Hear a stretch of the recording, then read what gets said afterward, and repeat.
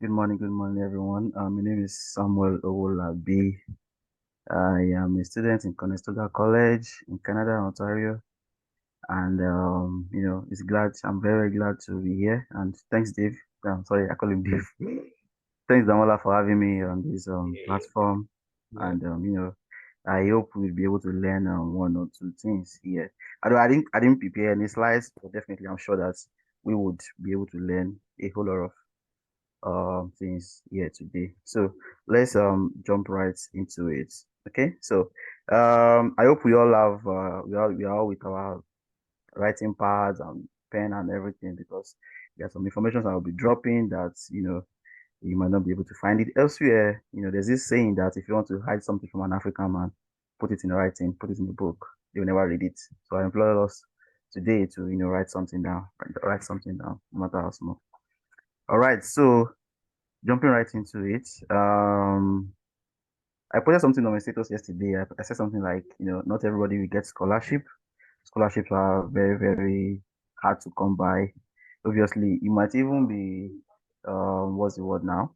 You might even be qualified for a scholarship, right? But you find out that, it's very competitive and they will just pick about maybe the first three students, right? And you might not be able to, go through that scholarship, right? Now, the second option that is available that you can employ here is the self-funding, right? We have some people who are, they have the money, they have the money, or they have good family members who can sponsor them and all that, and they are ready to, put the money together for them to, go study or relocate. You have this money, but you don't know where to put the money. You don't know the right place to put the money. You don't know um the best country to put the money into. All right. So yeah, I'm here to tell you the difference here between Canada and UK. All right. So of course I'm in Canada, right? So I will tell you that Canada is the right place for you to put your money because Canada has a lot of opportunities. Canada gives you a very straightforward pathway to become the PR. I mean, why would you spend so much money going to come into a country without a very direct way to become a permanent resident and to become a citizen? All right. So Canada has that direct pathway. So now let me talk about those who want to come in through the study routes, which is as a student. Now, if you want to come in as a student in Canada, yeah, one thing you should be aware of is that you need to plan ahead. You need to plan ahead. Planning is a very, very thing, and you need to be meticulous in your planning. All right, you need to plan ahead very well, a whole lot. Okay, first things first, you need to look at the intake you want to come in, either fall, winter, or spring. Right, you need to give yourself about like 6 months or 7 months planning. Apply for your admissions as early as possible. All right, get your admission. All right, because you still have to apply for your visa, and in Canada, you don't need to go to any embassy for any interview. I think you do have an interview in UK. In Canada, you don't need to attend any interview. All right. All your visa decision is based on every document you submit. All right. All you need to be doing, you'll be uploading a lot of documents, a bunch load of documents. All right. So your visa decision will be based on those documents that you upload. So just imagine you are not uploading the right documents and your document is blur and the what's it called, visa officer is never to see your documents. Direct refusal. All right. And you need to give IRCC enough time frame. All right. On the official IRCC website, it says 8 weeks. Right. It takes them 8 weeks to what's it called to get your feedback on your application. All right. As at last year, the time frame was a little bit more longer because of the backlogs from COVID-19. All right. But now it's getting better. But be that as it may, you don't want to take chances. All right. You don't want to say, okay, fine, it takes 8 weeks. So let me just apply. I'm resuming in January. So let me just apply for my visa in October or November. No, that is very, very bad because you need to factor in when you want to book your flight also because we know what the flight rate is right about now. So apply for your admissions early enough, give IRCC enough period of time. All right. 6 months, 7 months is not too bad. All right. I got my admission last year, December for 2023 for September. So I have about 9 months ahead to plan ahead. All right. So you need to give IRCC enough time. Now, talking about funding, the self-funding. You need to know the amount of money that you need in your proof of fund. One major and one problem that students, applicants have is a proof of fund, the proof of fund. And I used to tell a lot of people that, UK, Canada is not like UK. There's one thing that's very common in Nigeria. Like, okay, you want to run the proof of fund, you want to find something money in account for you. That can easily fly in the UK. Another 4 weeks to get a visa. That will never fly in Canada. It will never fly in Canada. Remember, I said you will be uploading some documents. All right, you have some document that you'll be uploading. Now, your proof of fund is part of the document that you'll be uploading, and it will be verified. Those documents will be verified, very much verified. And for every document you are uploading, you need to have a backup. Like, you need to have an explanation for every document that you're uploading. Say, for example, you uploaded someone who wants to help you with the proof of fund. Let's say your uncle or your cousin, you upload what's it called? His bank statements as a proof of fund. IRC will deny you because the person is not the applicant, right? And you didn't explain that very well in your SOP, or rather in your letter of explanation, because there's one thing we call letter of explanation. All right. So after you're uploading all those documents, you still need to explain everything in detail in what we call the letter of explanation to IRCC. I don't know. I'll be sharing my screen in a few moments. I want to show you what the letter of explanation looks like. Just an example of what I did when I was applying for my own. So this letter of explanation will have to explain everything you are doing, why you are coming to study in Canada, how you intend to fund yourself, who is funding you. So imagine you uploading your uncle's bank statement. That will give you a direct visa because there's no correlation between your uncle and you. All right. There's no correlation between your uncle and you. Now, the only third party statements that you can upload are your parents, because your parents are directly responsible for you. All right. Your uncle has his own responsibility. Now, the ideology that they have, the visa officers that they have, is that, why is your uncle responsible for you? He has his own family. So this money that you are saying he wants you to sponsor you, what if something happens in the future and he takes the money out? How will you be able to fend for yourself? That is their own reasoning, right? Except if you are able to establish some level of support that your uncle has supported you in the past. If you are able to put that into writing in your letter of explanation, perhaps that would fly. All right, perhaps that would fly. And your proof of fund, you don't want to just bring in money. We call it lump sum. For every lump sum that's entering into your account, you need to explain it. All right, you don't want to bring in a lump sum into your account and apply for it. These visa officers, they know what's up. They know what is going on. All right, they know that people want to leave the country. They know everything. But you need to explain this money is coming into your account. You need to explain the source of that money. You need to explain where the money is coming from. Either you are working, you need to show your pay slip, you need to show your work ID card, you need to show your employment letter. And if it's a business, if it's processed from a business, you need to show your business registration. You need to show all these documents to back up your claim. All right. So that about proof of fund. Keep noting down your questions. I might not be able to exhaust everything, but if you have questions, I'll definitely be glad to answer your questions. Then another thing that needs to be established in your visa application is your home ties. Your home ties. All right. Proof of fund, home ties. Those are the two main important things. Now, your home ties is that they know you are coming to study. You are claiming to them that you are coming to study. All right. Even though you and I know that you probably might not return. But then you still need to establish that you are going to come back to your home country. You need to establish that fact beyond reasonable doubt. They are coming back to your country. Now, what are the best tactics? What are the best things you need to do to be able to establish that fact? Now, you need to have something of economical value. Aside family, Canada is very, very big on family. If you're a very single person and you have a parent, or maybe you have your wife back at home, you can add your parents or your wife to your home ties. That, okay, fine, I love my people. You definitely be coming back to your family and all that. Now, aside that, the other thing they recognize as a very good home tie is something of economical value, right? You have a job you are coming back to, you'll be promoted in your place of work when you come back, you have some land, you have some investment, you have a business. These are things of economical value. So I believe we are all reasoning, we are all trying to see things of economical value that we have that we can use as our home ties. All right, to convince the visa officer that I will actually come back to my home country after I'm done studying. All right, proof of fund, your home ties, you should be able to explain it very, very well in your letter of explanation. All right. So that being said, after you've done all that, there's also one thing that you need to note, which is the exchange rate. All right, which is the exchange rate. I mean, exchange rate is becoming what today? One Canadian dollar is about 7.84, if I'm correct. Now IRCC has a portal where they have their own official exchange rates, right? So you need to visit that portal. You need to exchange your own money to their currency so that you know the exact amount of money you'll be needing. All right. So now, based on that, let me now say it to you guys now here that your proof of fund for every 1 year course that you're coming to do in Canada. All right. Your what's the word right now? Uh, your finances for that 1 year is officially 10,000 CAD. So let's do a little bit of calculation here. You got your admission and your tuition fees for a year program, right? For a year program, and your tuition fee is 10,000 CAD for a year. All right.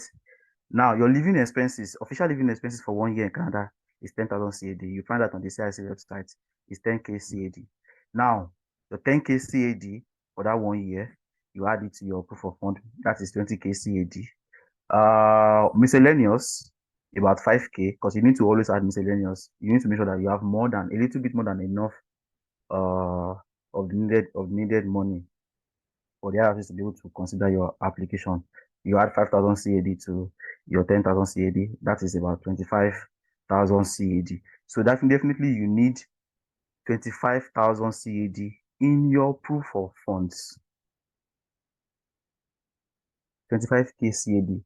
That's the amount of money you need in your proof of fund. And this money has to be there in your accounts. All right. Say, for example, the only reason why the money cannot be in your account is if you're having a sponsor and you're able to establish this well that this person is your sponsor, or you have an investment certificate, or maybe you have an investment somewhere else, or you're liquidating the amount of money. But the money has to be in your account, readily available in your account, beyond reasonable doubt. All right. So that is that for proof of fund, and that is that for your home ties. Now, for those who will probably want to be coming in with their dependents, right? Now you know that you'll be spending more money. Yeah, you will be spending more money because for every dependent that you will bring in, let's say, for example, your spouse, if your spouse is coming with you, that is extra 4K. That is extra 4,000 CAD from the official RSS website, yeah, that you'll be needing to add to your, what's it called, to add to your proof of fund. For the third dependent, that is 3K CAD. For the fourth dependent, 3K CAD, it goes on and on like that. So proof of fund is very, very hard to come by. All right. So I will implore us to, of course, this session is for those who wants to come to Canada on a self-funded route. Now, the reason why I will pick Canada over UK is that if you finish studying in Canada, if you finish a year program in Canada, you are entitled to a year postgraduate work permit. All right. But then if you should study for 2 years, if you finish a 2 years program in Canada, you are entitled for 3 years postgraduate work permit, 3 years PGWP. Now in that 3 years, you can work, gain what's it called? Canadian work experience, which you can use to apply for your PR. Now, often at times people make mistake. Often at times people make a lot of mistake. People are actually eligible for PR even before you leave your home country. Let's say you have your masters, you have good working experience, you can actually put in for your PR application even before you come to Canada. I've seen students who get their PR while studying. All right, we'll delve into that in a moment. At this point, I want to ask if there's any question so I can what's it called? So I can tackle it before I go into the PR application. So yeah, if you have any question for the past few 15 minutes, yeah, 15 minutes, please you can just ask now before it becomes so much more bulky. So if you have questions concerning how to get admission, if you have question about getting statement of account, if you have questions about what school you need to apply to, if you have questions about the course you want to study, just ask the question. So All right, Janet Mitokwe says, how long does the fund has to be in your account? The fund has to be in your account between 4 and 6 months. Between 4 and 6 months. I use 4 months. between 4, you need to have your funds in your account between 4 and 6 months, not less than 4 months, and could be 6 months or more. Okay, how do you know schools that are open at the moment? Well, you need to visit these schools, all right? This is a very bold step that we are taking. So we need to be accountable to ourselves. We need to do the work. We need to put in the work by ourselves, all right? You need to go through, visit their website, look at their admission, their intake that they are currently taking, look at your program of choice. If you want to go into university, if you want to go to colleges, all right? I will delve into that in a little bit also, difference between universities and colleges, so that you'll be able to know your choices, all right? Um, any other question? Can you use a domiciliary account? Yes, of course, you can use a domiciliary account. In fact, that's the best. If you have a domiciliary account that is in dollars, I mean, it's the best. You won't have to bother yourself about the exchange rate and everything. All right, you can use a domiciliary account for your proof of fund. Yes, yes, yes, you can. There's no place on most of these schools portal that just you can comment on the benefit account. Now, it is not, you won't find that, how can one do that? Now, you won't find dependent information on the school portal. That business is with the IRCC, which is the immigration. That is their own business. The school business is to give you admission. It's a different entity. It's a different entity entirely, all right? The school is there to give you admission. They will give you your admission letter, and you need to fulfill the conditions on the letter. Some schools will ask you to pay a deposit fee. Some schools will ask you to pay your first semester tuition fee. You need to fulfill that condition on the admission letter before you can now apply. Because by the time you're applying for your visa, you are uploading that admission letter. So IRCC will look at the condition on that letter, if you have fulfilled it or not. Right. So dependent information, you find it on the school website, you find it on the IRCC website. Okay. We did ask for documents at the point of entry. Well, at the point of entry, in my own experience, yeah, depends on the airline you are following, to be sincere. A couple of colleagues of mine that came in through KLM and Lufthansa, they didn't ask anything. But I came in through Egypt. Egypt was asking me to show them my admission letter and show them that I've paid my first semester tuition fees. That is in Lagos Airport. But once you get into Canada, they are not asking for any document from you. All they will ask you is your admission, your passport, and they will look up your admission and they will issue you your study permit at the airport. The study permit to be issued to you at the airport in Canada. Any other question? If you're a freelancer or work online, would it be just to get PR? No and yes. All right. If you're a freelancer or you work online, it won't be that for you to get PR because your work online and you as a freelancer is not, they won't count it. That work hours will not be counted towards the work hours that is needed for you to apply for a PR. All right. It won't be counted. So you need to work physically, all right, for those work hours. And mind you, let me just pitch this in, all right. It's hard. It's hard because you get a lot of people say that, can I come to Canada and work and pay my tuition fees and this and that? No, it is no, right? Yeah. Because you have, as a student in Canada, you have just 20 hours in a week That's to how I was work. never talk. Yeah, of 20 course. hours in a week to work. Now, minimum wage in Ontario is currently $16, right? Now, 20 hours, $16 times multiplied by 20 hours. I don't know. You know how much that is? And you have your second tuition fee is always definitely more than 5K, 6K CAD to pay. And there's always a timeline to pay those tuition fees. So mind you, you will get into Canada, you need to settle down, you need to get an accommodation. You won't be getting job, you won't get job immediately. Except perhaps if you are very, very lucky or you've gotten a job before you come and and all that. Because it won't be very, very easy. So I implore us not to bank on the notion that when I get to Canada, I will work and pay my tuition fee. No, don't bank on that. Have enough money. That is why it is called self-funded, right? You have enough money, and that is the reason for that proof of fund. They are not done for putting 10K CAD on their websites for your living expenses for 1 year because they know that you actually need that living expenses.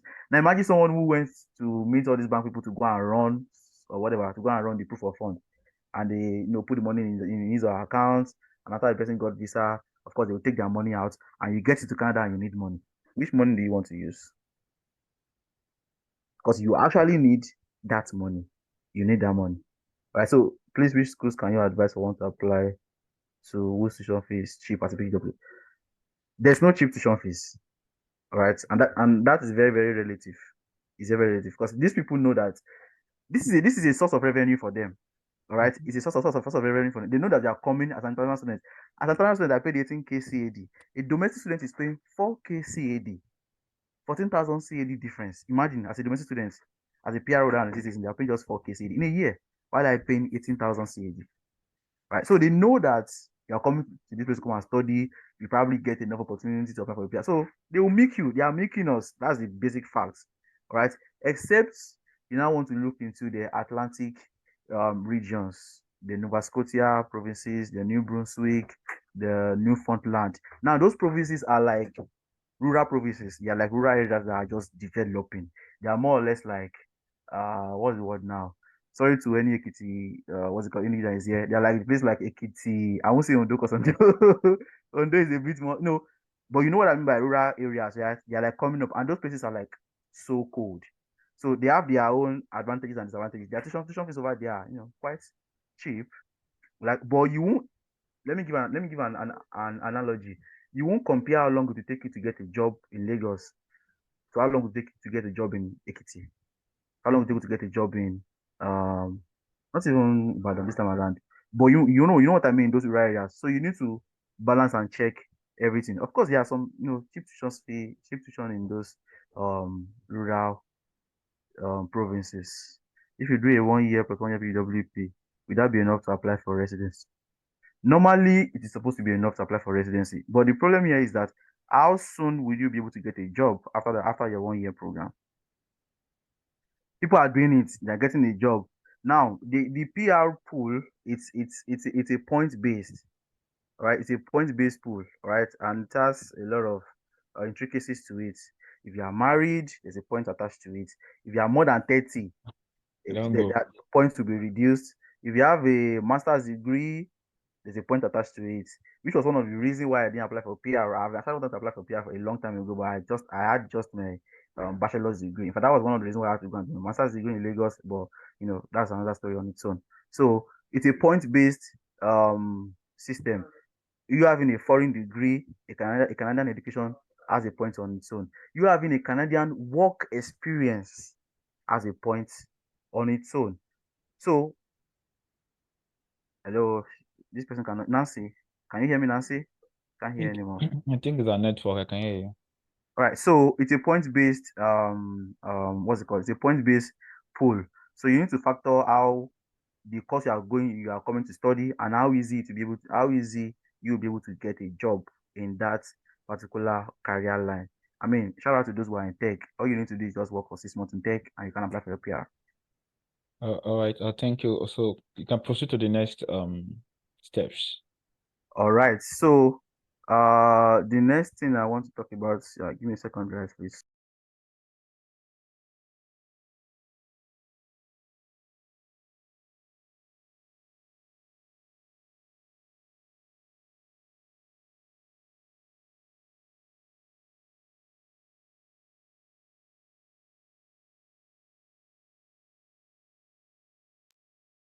Host, please, can you enable me to share my screen? Hey, I'm on it. Let's give me a sec.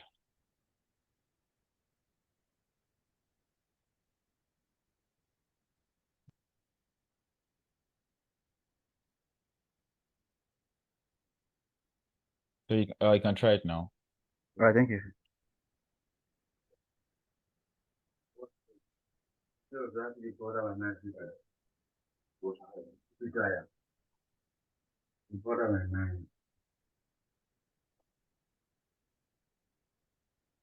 Okay, we all can see my screen right now, yeah? All right, all right. Okay.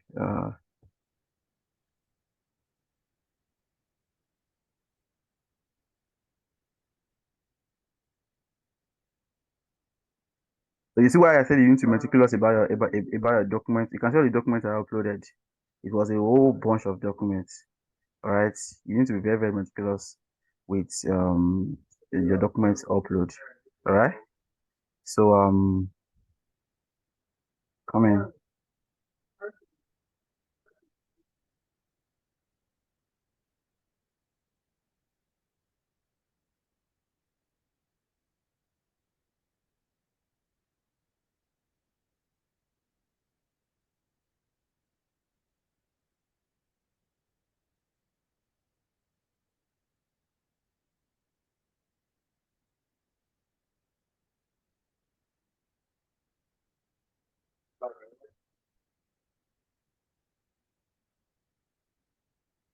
You guys, give me a second.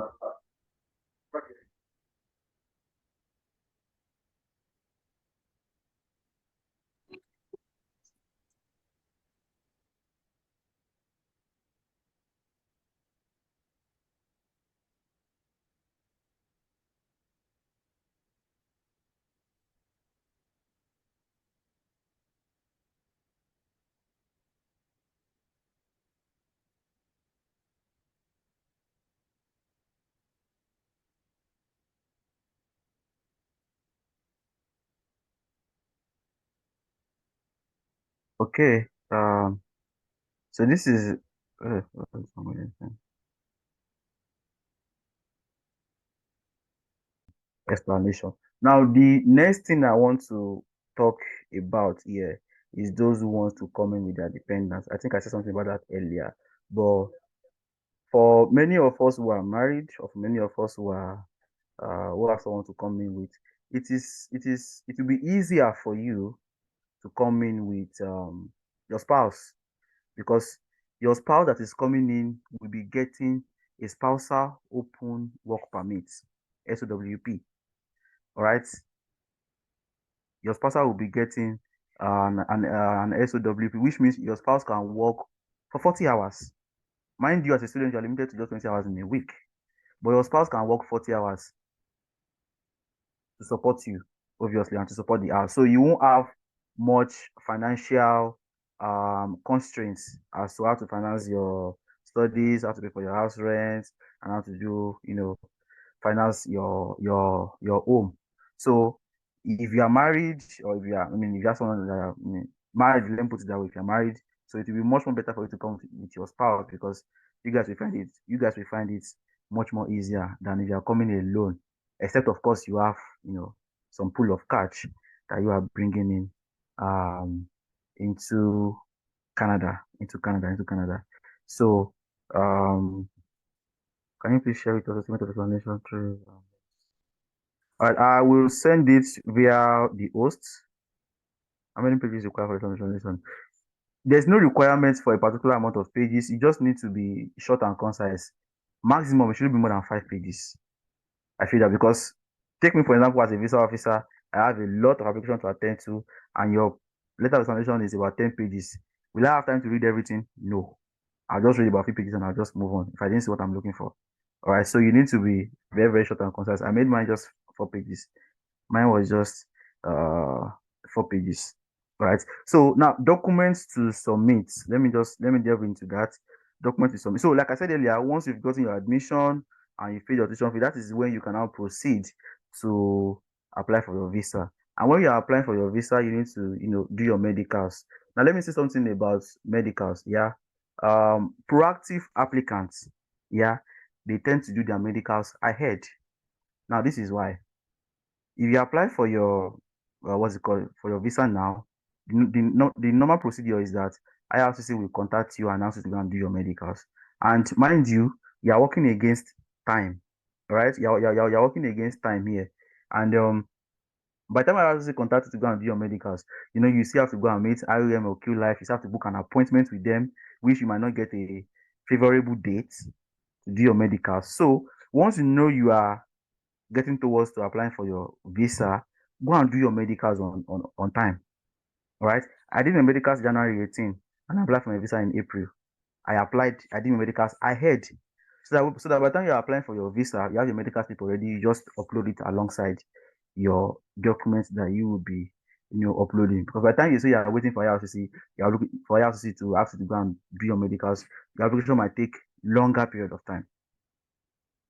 I don't know if you understand that logic. So as a practice applicant, you need to do your medicals ahead in time so that you will be able to beat um enough time. Right. So let me just share with us a few documents that are needed aside the letter of explanation. Of course, you need to upload your bachelor's degree, and if in any case you have someone who is supporting you, or if you are getting money from someone, right, and the person is a third party, All right, so the person has to do an affidavit of support. The person has to write a letter, right, stating that I am so person. I am supporting this. I'm supporting so person to go and study in Canada. This is the money. You cannot just dump money in your account without any explanation. So you need to back it up with document and explanation. So you need to go and swear an affidavit of support. So this is an affidavit of support. Of course, your birth certificate, certificate of origin. Then, I needed to put this evidence of exchange rate that I used so that the visa officer will actually able to, correlate the exchange rates on my letter of explanation with the one I used. And of course, my first semester tuition receipt. This for me evidence, I didn't actually put it because before I applied, they scrapped the for me thing. They scrapped the for me thing. And my home ties, I was saying that I'm working in an organization in Nigeria, which I will be coming back to after I finished. So I need a lot of documents to back up my employment, which was why I got an introduction letter from my employer. All right, I got an introduction letter from my employer. I got my the other things I got from my employer there. We'll get into that and my letter of explanation. And of course, anybody who is supporting you also, we need to write a letter of financial support. All right, I got that. Now, in my own case here, all right, I stated it that my mother is the one that is, what's it called? Supporting me, not sponsoring me now, so supporting me. All right, so I needed to back up. They don't want to know whether your sponsor has been working for 30 years or 40 years. You need to back it up with the sponsor's um, employment letter or every other thing, right? So I have to back my mom's employment with her employment letter, and of course some personal documents also with her pay slip, also her promotion letters to show that she has been working for so long. I added a work ID card also, all right, and I needed to um prove that I have family background, families back at home. So I added some pictures that I got from my convocation, and of course my bank statement. Now let me say something about this bank statement thing.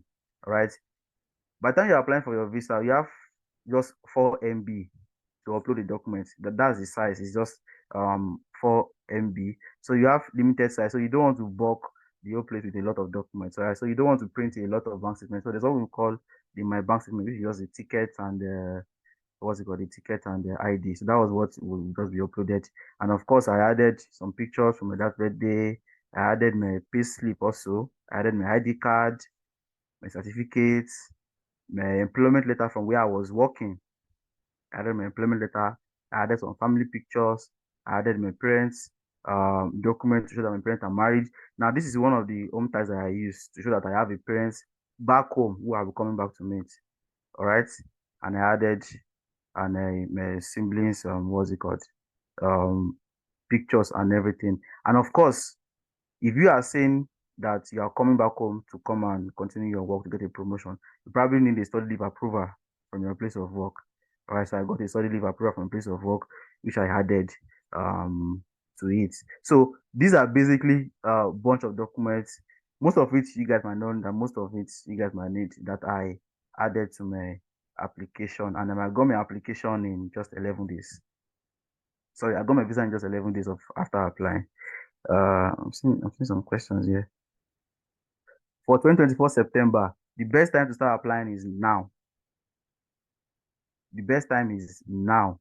All right, so at least I applied for mine in November. Yeah, I applied for mine in November. I got it in December. So the best time to start applying, the best time to start washing out for schools is now. It is now. Where is the approved hospital? All right, so the approved medical center where you can do your or medicals is IOM or Q Life. All right, IOM, okay. IOM is in Lagos and they're in Abuja. Q Life also is in Lagos and Abuja. I use IOM at GRA Ikeja in Lagos. All right, that is to answer Engineer Tunji's question. So IOM or Q Life. So for someone who wants to resume in January, when is the best time to book a ticket? All right, so if you say you want to resume in January, so I believe that you must have gotten your visa and you must have, of course, you must have gotten your study permit, visa and everything. The best time to book your flight ticket is now. Best time is now, 3 months. To when you are traveling, right? Because of course, definitely you know that once your travel date is getting closer, your ticket fare will have what's it called? be increasing. Must you pay your tuition fee before you apply for your visa? No, it's not a must. Right? No, it is not a must.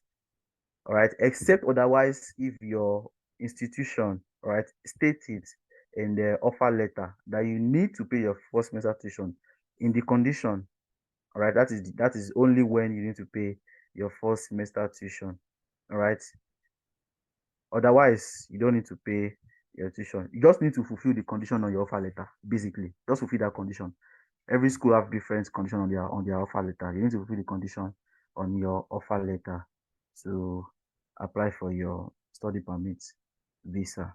All right, and study permit visa is just 235 CAD, 235 dollar. So I implore each and every one of us here, if you are looking into Canada, just scrap January out, scrap May out.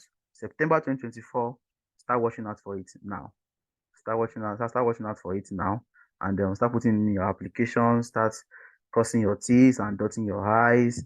And often at times, you might even put in for your visa application as early as possible because you have all the documents. Right? So what made mine that long was because I was gathering documents between January and April. I was gathering a lot of documents. That was what made mine that long. Okay, and trust me, guys, you can do this thing by yourself. You don't need to visit any agent because one thing about Canada is that once you are denied or once you are blocked, it is for 5 years. You won't be able to apply to Canada for 5 good years. And not even Canada alone. Some other countries that they share databases together, US, UK, Australia, perhaps. Right. So these are something that you can do by yourself. You don't want to ruin your chances by giving to an agent who will just what's it called? Ruin your chances of getting a visa now and in the future also. Okay, I am Q life is just Q. Hold on a second. Uh, Q life. Thank you, Kulafunwe. Q life. All right, so I don't know if there's any other question. I mean, I've pretty much run through everything from application from beginning to the end. I don't know if there's any other question that I need to attend to here. I want to ask a question straightforward for so the thing about application is like it's very stressful. Yeah, it is. I applied for Canada visa recently, so I know how it is. But the thing is that one thing about application is that you accept a lot of things. So what you have to do is that you have to like organize your work. Yeah. You have to organize your work. Like for every document you're uploading, like I have a folder as well for mine. Like every document I was uploading, you have to like create a folder for it and like you have to Mm-hmm. like label it well. So by the time they ask you this or that, you'll be able to like provide it. So but for this studying route, it's just not about the document first. It's about getting admission, getting schools. Of course. So how do you advise people like when they are looking for schools online, like what type of schools should they look for? Universities, because universities are very much more expensive. Yeah. And you cannot even like working and paying at the same time. If you see any agent telling you that you will work and pay, trust me, you will skip on that bridge. I'm not joking because our cost of living is very expensive outside Nigeria. Like in Nigeria, you can pay like about let me say $900 for a whole year. Mm-hmm. But outside Nigeria, I pay like $900 like every month. So that's how it works there. So how do you advise people to choose between university or college, depending on their pocket, and how can they choose the right college? Because I was going through Twitter one time like that, and I heard like a school withdraw about 1,000 student applicants. 1,000 Indians. India, they cancel the admissions. Some of Yeah. them are even in Canada already. So how do you like choose the right school and not schools like that? Okay. Okay. So, thank you very much for that question. I wanted to delve into that earlier, but it skipped my mind. All right. So, before you can choose between a college and a university, yeah, you need to consider your career path. For me personally, yeah, I'll tell you that if you're an academician, what's it called, an academician, say you want to become a lecturer and all that, and you need an MSc, I feel that is the only reason why you need to go to university. Because obviously you get an MSc, which is a Master of Science in whatever field that you're going to. All right. Um, That's what you get in a university, provided you get a scholarship or if you have the funds, because universities are mostly expensive than colleges, right? So that what colleges offer you is the first-hand experience, more like practical. Colleges will take you through the practical steps in everything you need to do concerning the job, right? They won't teach you anything outside what you'll be doing outside when you get a job.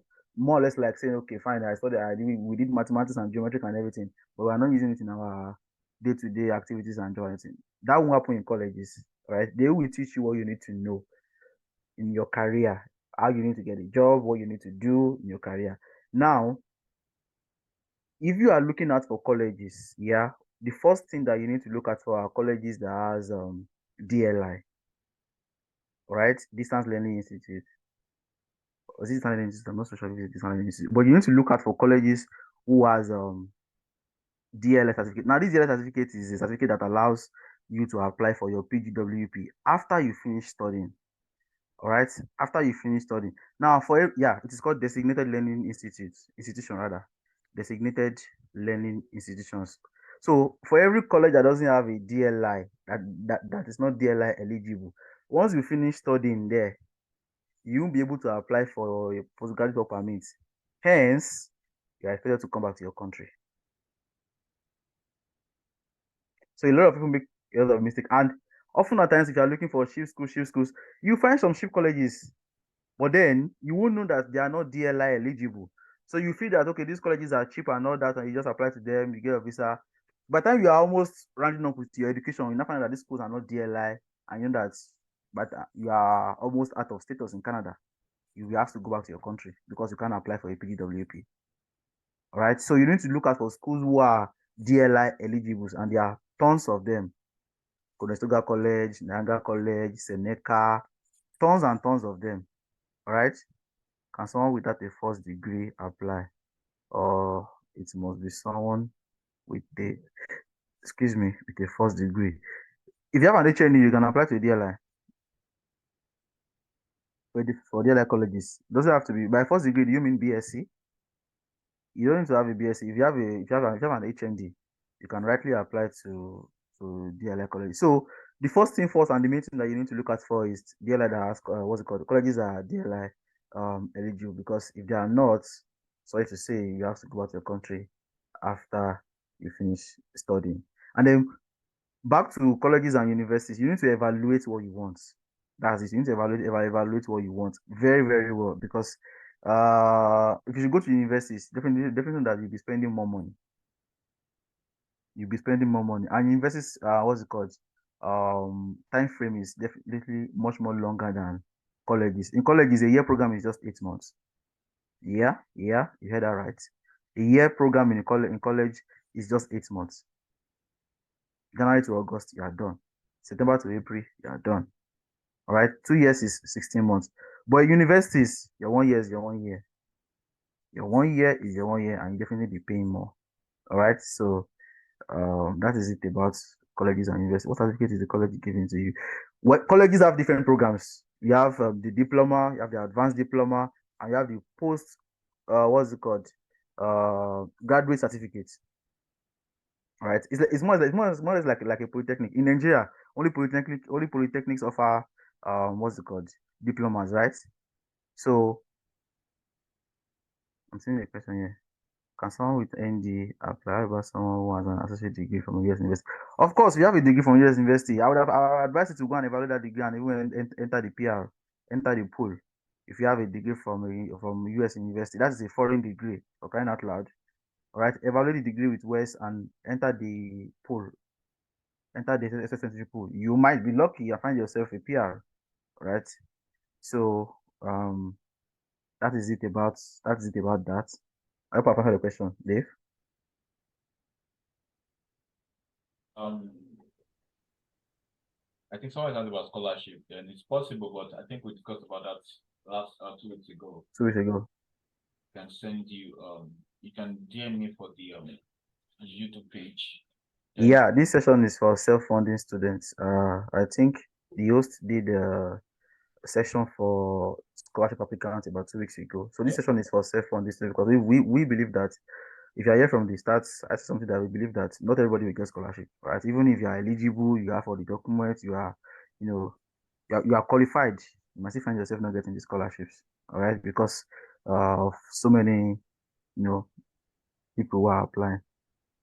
Do you need to evaluate your degree with West before applying to college? No, no, no, no, no, no, no, no. You don't need to evaluate your degree before applying to college. What I mean by applying, evaluating with West is that if you want to enter into the pool, if you have a degree other than a Canadian degree, all right, you need to evaluate it to enter into the express entry pool because you need to qualify your education with that of the Canadian education.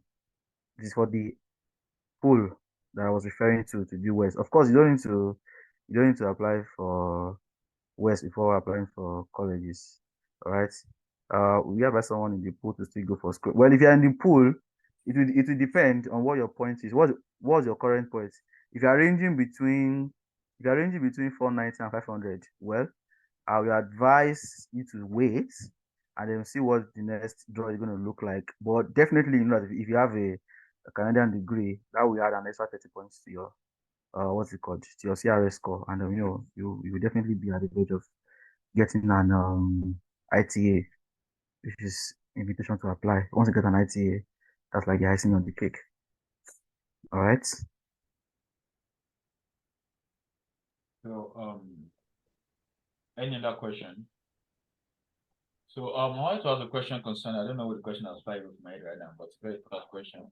So I think it has to do with cost of living. Like what city will you prefer? Like Okay. Cost of living in Canada is well, for them here it's high because they were like, this is the highest it has ever been. All right. So it all depends on your pocket. All right. Of course, you might always say you want to live in the big cities, you want to live in Toronto, you want to live in Ontario, you want to live in all that.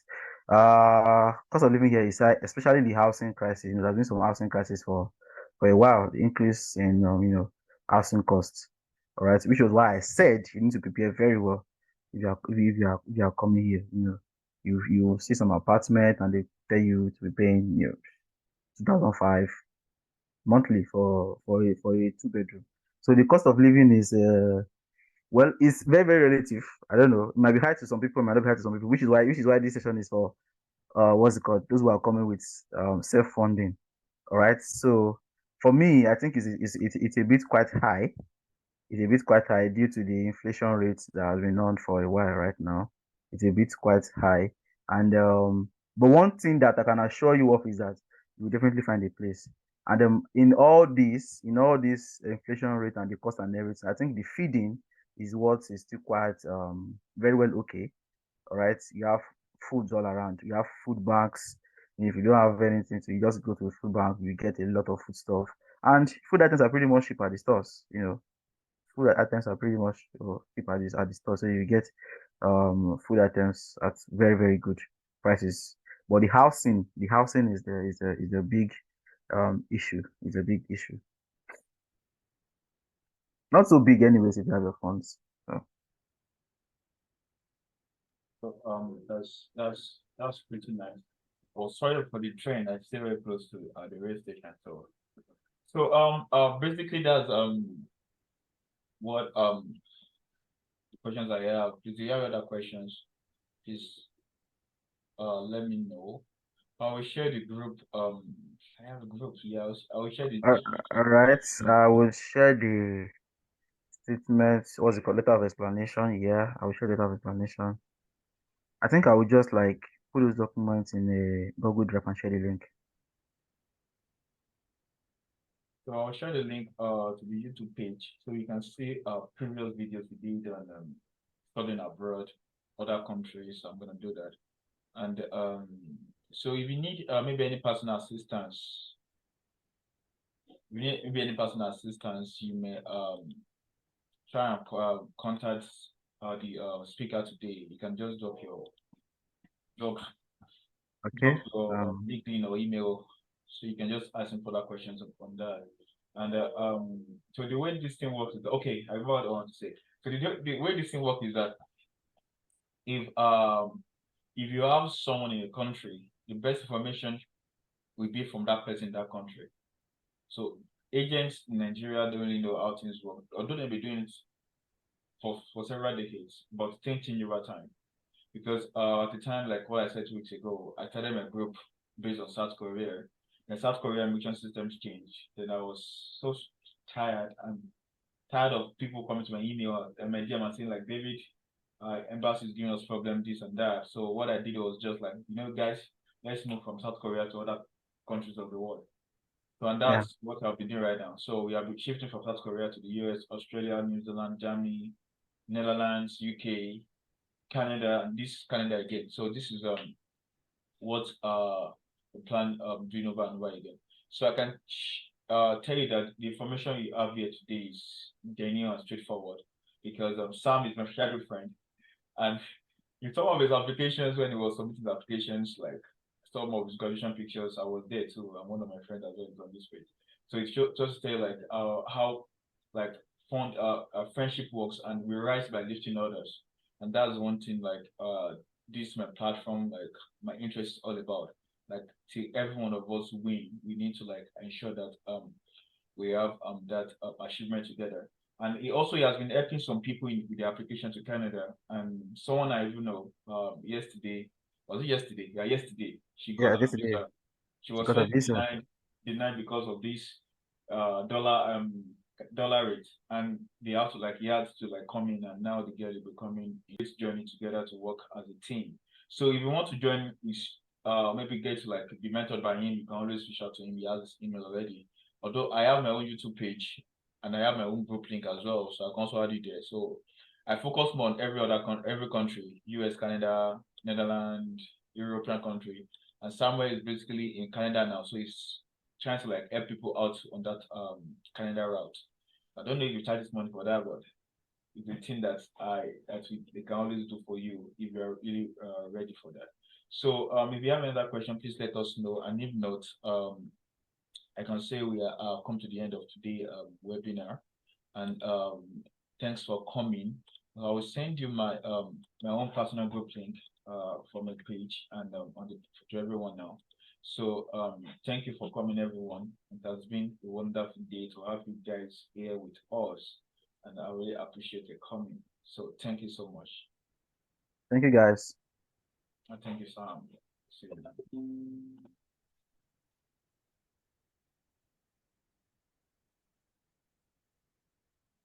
Thank you, Nancy. Thank you, Victoria, Timidope, Adeleye, Ayobami. Thank you so much. Oluwatimileyin, friend as well. Thank you. Deborah, thank you. Nancy, Folusha, additional friend, thank you so much. Doctor, thank you. Damilola, Nimsik, thank you. Thank you, everyone. Really appreciate you. Kolafiwe, thank you so much.